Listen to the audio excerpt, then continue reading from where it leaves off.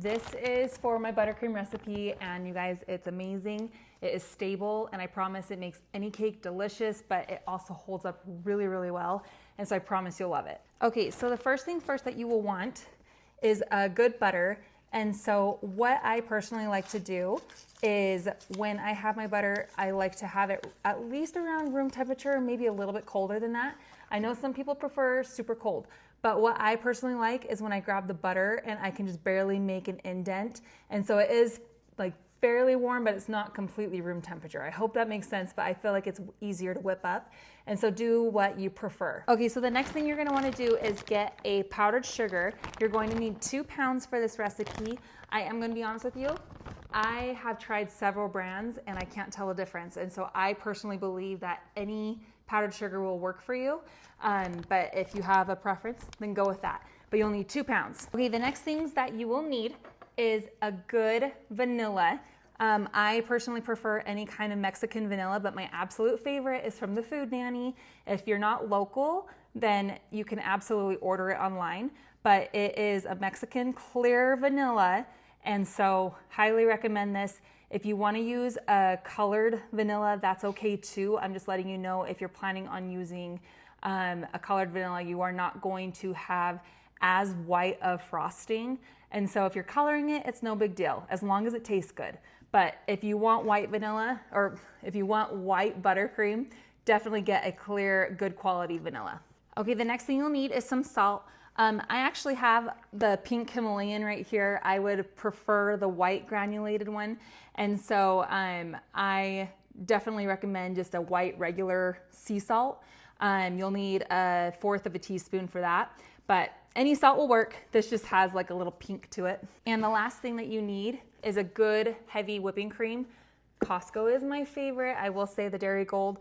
However, any whipping cream will work, but I do find that this one is a little bit thicker than the average grocery store. And so I love this brand, but honestly, any heavy cream will work. Okay, so I'm putting my butter in the bowl and I wanted to show you. So what I prefer is when my butter is just barely, not room temperature, but not super cold. And so that way my mixer can whip it up really, really nicely. Okay, so I've been whipping up my butter and it got stuck to the side. And so I do this a few times until I get that consistency that I want. I really, really want this to be whipped. And so a lot of the times what my motto is set it and forget it, but I do like to scrape the bowl along the way. So make sure you do this step.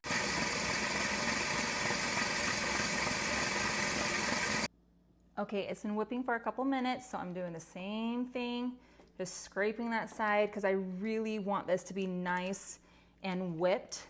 And so I promise, do not skip this step because you will love the result. Okay, so I'm about ready to start adding my powdered sugar. And so I just wanted to show you, do you see how whipped that butter is?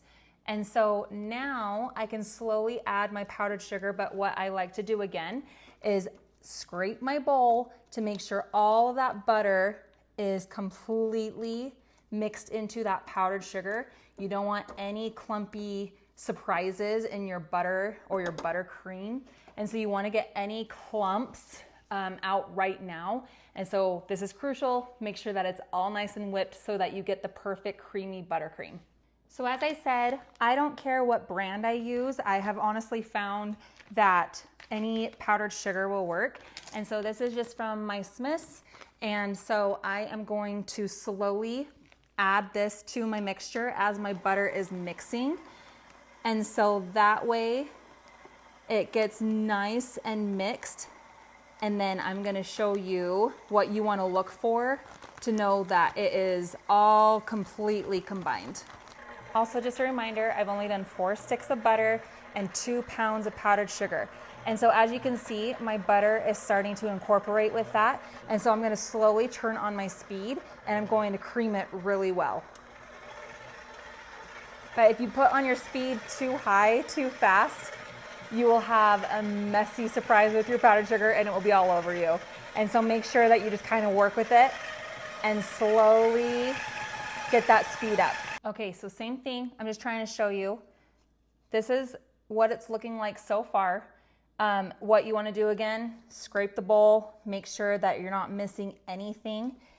Keep whipping. Okay, so we are about there and it is nice and creamed together. Make sure that you scrape the bottom of your bowl.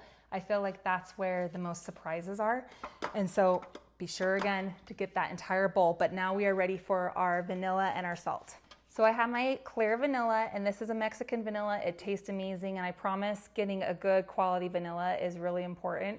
Use whatever you have, but I will say that I have noticed a huge difference when I switched my vanilla.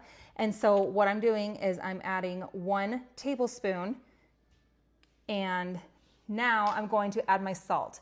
I use a 1/4 teaspoon of salt, but I will say that because we're using unsalted butter, you can go up to 1/2 teaspoon, but experiment first. Try this first, and if you want a little more salty in it, then you can add as you go, but do not overpower it because then you waste your whole buttercream. And so I'm gonna add a 1/4 teaspoon, and I'm gonna whip that just a little bit, and then I'm gonna add my heavy cream. We are now ready for our final step, which is a good quality heavy cream. But again, any brand will work. I do prefer this one. It's been my favorite so far. And so I'm going to add 5 tablespoons. So 1, 2, 3, 4, 5. I will say with the heavy butter or with the heavy cream, you can play around with this amount as well. If you want it a little creamier, then you can add probably another tablespoon. I've done 6 tablespoons and it works really well. If you're planning on any piping, you can cut back on the heavy cream if you'd like, just so you have a little bit thicker of a frosting. But I have found my sweet spot, which is the 5 tablespoons.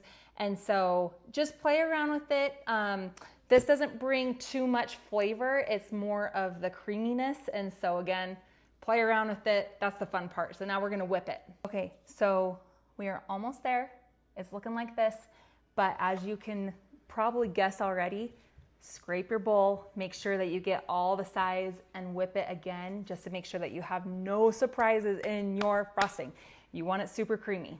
Okay, so we have our buttercream, and so this is what you're looking for. It is so creamy and beautiful. And the other thing I wanted to mention, if you have found that you over whipped it, it happens all the time, it's okay. When you over whip it, what you'll see is a bunch of air bubbles and that it's kind of separating.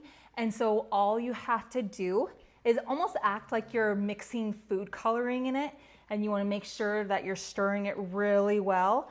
And so all I do is I go back and forth like this, like don't keep lifting, just kind of keep your spatula in the buttercream and just smooth it out like this, and you'll get all those air bubbles out. But if you don't over whip it, you'll have perfect buttercream, and it's so delicious. When it comes to storing your buttercream, if you are using it immediately, then you can obviously use it from your bowl, but out of habit, I do like to put it into a container, and so that way it's not gonna get crusted over, because if you leave it on your counter for a long time, it will get a crusty layer. We don't want that. And so also, I do keep it in the fridge if I'm not using it immediately. I will let you know that if you put it in the fridge, it firms up. And so if you need it in a pinch, you have to have it at room temperature before you use it again. And so make sure that you follow those steps, and I promise you'll be super happy with this buttercream.